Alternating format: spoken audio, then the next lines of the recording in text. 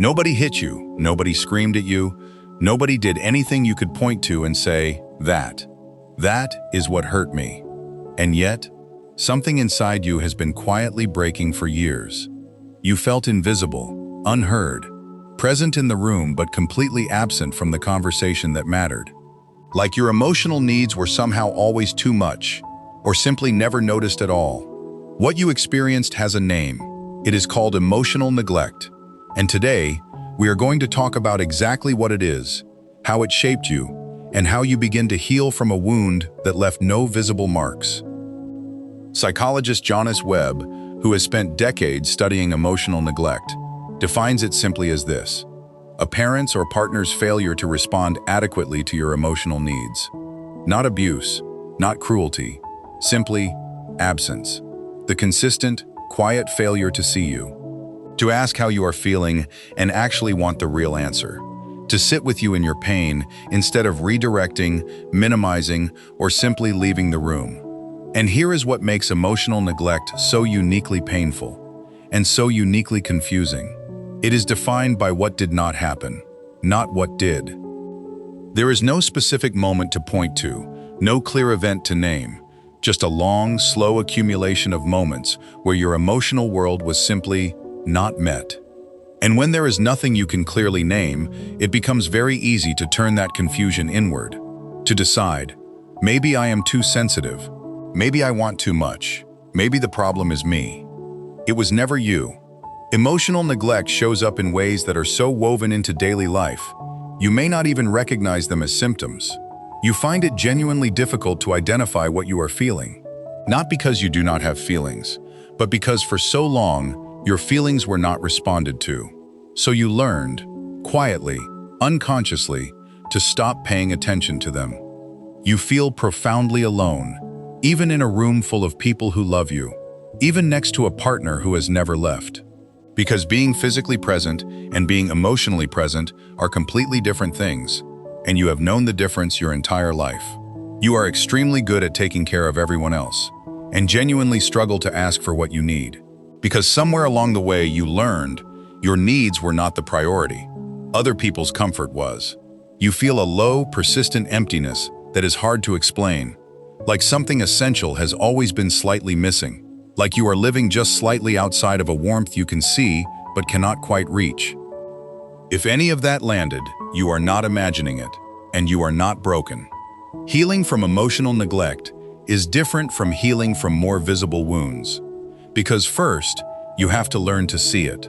And then, you have to learn to do for yourself what was never done for you. Step 1, start naming your feelings, out loud, to yourself. This sounds simple. For someone who grew up emotionally neglected, it is one of the most challenging and most important things you can do. Right now, today, ask yourself, what am I actually feeling? Not what do I think I should feel? What am I genuinely feeling right now? Name it, even imperfectly. Frustrated, heavy, hollow, quietly sad, unexpectedly hopeful. Whatever is true, name it, because the act of naming an emotion is the first step toward actually processing it. Step 2, practice receiving. Emotionally neglected people often struggle to accept care, compliments, or support. It feels uncomfortable, undeserved, suspicious even.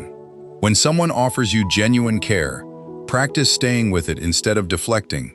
Let it land, even if it feels unfamiliar, even if it feels like too much. You are allowed to be cared for. That is not weakness, that is simply being human. Step 3, grieve what you did not receive.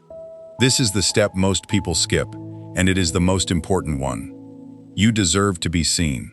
You deserve to have someone ask how you were feeling and stay for the real answer. You deserved emotional presence, not just physical proximity. Grieving what you did not receive is not self-pity. It is honesty. It is finally giving yourself permission to acknowledge that gap was real. That absence had weight, and you carried it for a very long time. Step 4, consider working with a therapist who understands emotional neglect specifically. Because these patterns formed early, they run deep, and the kind of consistent, attuned response a good therapist provides is itself a form of healing. Sometimes the most powerful thing is simply experiencing what it feels like to be genuinely heard, possibly for the first time. I want to say something directly to you before you go. If you grew up feeling emotionally invisible, that was not your fault. If you have spent years in relationships feeling unseen, that is not evidence that you are too much or not enough. It is evidence that you learned to survive in environments that did not fully meet your emotional needs. And surviving that, for as long as you have, took more strength than most people will ever understand. But survival is not the same as living, and you deserve more than survival. You deserve to be seen, to be asked how you really are, and have someone actually wait for the answer. To feel your emotions matter, to exist in relationships where your inner world is treated as something real and worthy of attention. That is not too much to want. That is the most basic human need there is. And it is never, never too late to begin building that for yourself. If this spoke to something you have been carrying quietly for a long time, drop a heart in the comments. You do not have to explain. Just know you are seen here. Subscribe to Psychology of Attraction. New video coming very soon. Take care of your heart. I will see you in the next one.